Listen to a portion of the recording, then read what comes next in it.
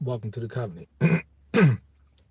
While out taking care of some family business in the morning, and while my daughter's in her appointment, just something came across my mind. Uh, well, a couple of things, but uh, and particularly New York City. I'm from New York, Brooklyn, New York, and I've seen over the years, and I continue to watch what is taking place to the quote unquote Big Apple. We're seeing a greater divide between the rich and the poor. Uh, you got to be a millionaire basically to live in the city in this day and age. And you see the homeless crisis, you see crime, and now the 800-pound juggernaut has come down where New York City is about to elect uh, a socialist, a flat out socialist, uh, as mayor of the city. And it's amazing how people, I understand, people have been dumbed down in this society to the point where they don't even understand what's happening to them. They don't understand the levels of oppression that is about to befall on them. Now, they're already depressed because they're losing their jobs, the housing crisis, the food crisis, and that's long. And not only is the food going up, but the food is becoming more and more poison. How is it that Ritz crackers recently did a recall because they thought that the cheese in the Ritz crackers is really peanut butter, and so they had to do a recall? You see all of this stuff taking place, and it's pretty unfortunate because these people are suffering, and people out there, these politicians, they get up and they tell you socialism is good. They tell you that they're all for your best interest. You got to understand something. The name of the game in this day and age is tell people it's a good old fashioned bait and switch, like I was saying the other day. Sell people on freedom when it's really slavery. Uh, your leaders get up and tell you that therefore that they're about your best interest, but in fact, they're not about your best interest. They can care less about you, and you can always see by the results. See, the idea is that people, they lack the ability. And see, these politicians, these leaders, they know that. They know that you come from a system that has destroyed your mind, that has fed you GMO foods, that has fluorinated your water, that and now you got bioengineered foods. They know that you have been depressed and oppressed by the religion of Christianity so bad that once they get up on camera and they sound good, see, you got to understand is that this all sound real good. They all sound real good. They sound real passionate. They got vigor in their voices because they know that if they tell you something that you want to hear, that you will turn around and you will believe it. You'll turn around and you'll believe it, and you'll go with the flow. Not doing your own due diligence and independent research to find out the things that they're saying is so. Not understanding that these things don't benefit you. They don't benefit you or your children or your children's children. But it benefits them, their children, and their children's children. See, this is what socialism is about. This is, because it's all about taking from the poor and giving to the rich. You see, it's a redistribution of wealth, but they're not telling you that the redistribution of wealth is from the poor to the rich. We have nothing more than the modern day caste system going on in society today. And so they understand how to get up and lie to you, get up and tell you what you want to hear and get you all emotionally involved in their words. as they fleece you, as they lie to you. And again, I judge results. That's the only thing I judge. I don't give a rat's ass what anybody's saying. I don't care how good they sound. I don't care how charismatic they are. I look at the results of what is the outcome of what they say and the impact that they've had and who has it benefited. Okay?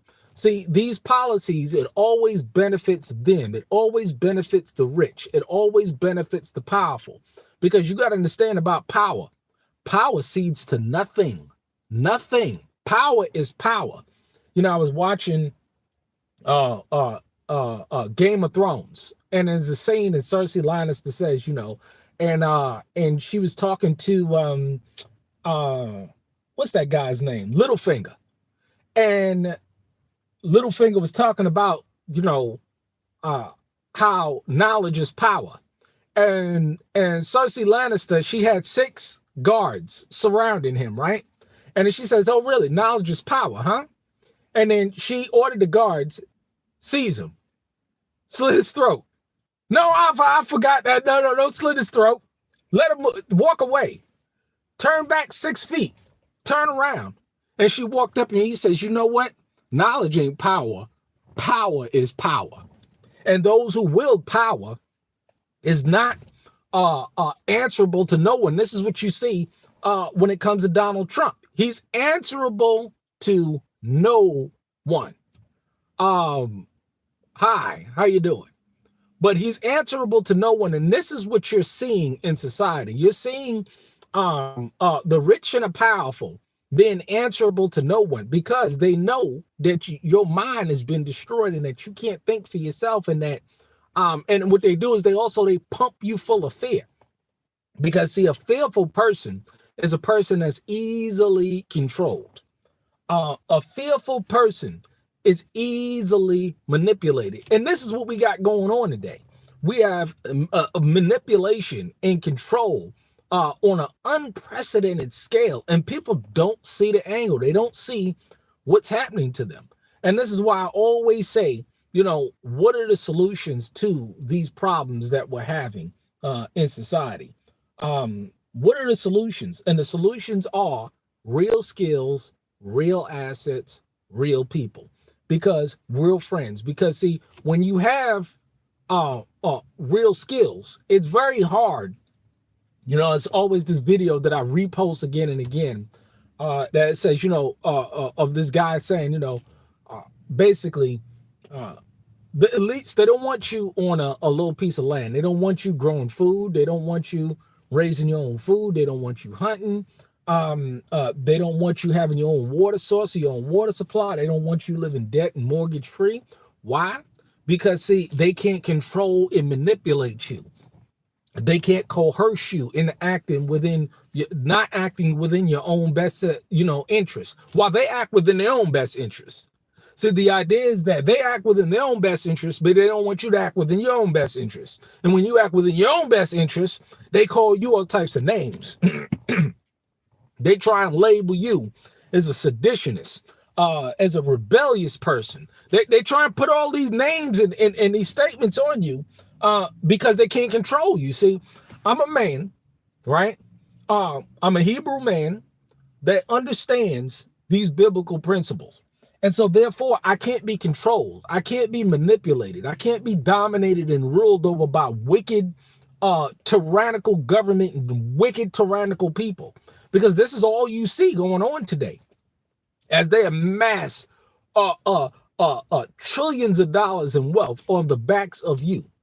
So the solution has to be real skills. Because see, when you can go out and you can produce for yourself, and you don't have to be dependent on somebody else giving you a job, because contrary to popular belief, the whole concept that you going to school, getting a job, but getting a good education, getting a good job, and you'll be successful, that's out the window. That model worked 30 years ago, 40 years ago. It don't work today.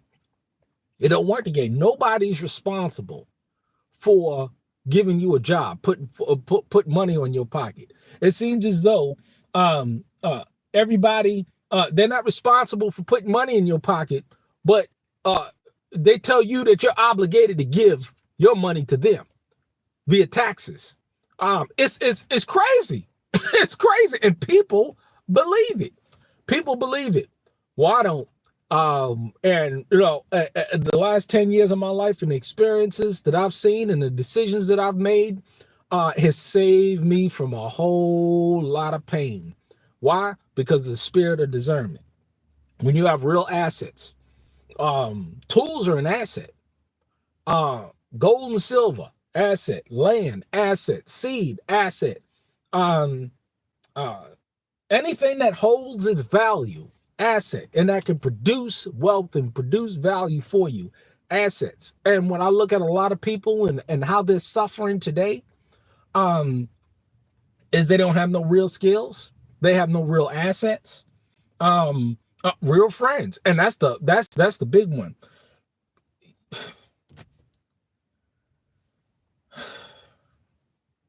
Friendship. What does the scripture say about friendship? This is why you want to test, prove, and try everyone in this day and age. Because see, you got a lot of people that'll get up and they'll claim and they'll say that you're a friend and they'll love you and this, that, and the third. And then when things go south, they're mortal enemies. You see it happening you see it happening all the time.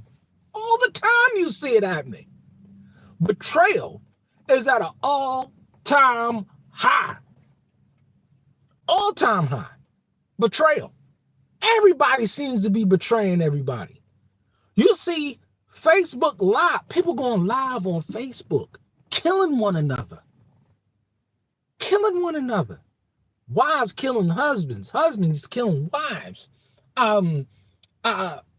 Friends killing, this guy, they did this live shoot in Philadelphia, people on the front porch of a guy. One of the people that got killed was a guy that got shot previously and was paralyzed. And said, you better be careful of the company that you keep. See, everybody that says that you're your friend, they ain't your friend. Everybody that gets up and says and proclaims that they love you, that don't mean that they love you. And the best thing that you can do is you better watch people and you better watch how they treat people. Because see, if they treat another person a certain way, they'll treat you the exact same way. And a lot of people too stupid to realize what's going on. By their fruit, you shall know them. Not by their words, by their fruit, you shall know them. And a lot of people today, they'll get up and they'll show you some rotten ass fruit and tell you it's good fruit. I tell you, but hey, this way it all comes into play where you need to make sure that you have personal accountability, because at the end of the day, no one's responsible for you. No one is responsible to put a roof over your head, clothes on your back, food on your table. And if you decide to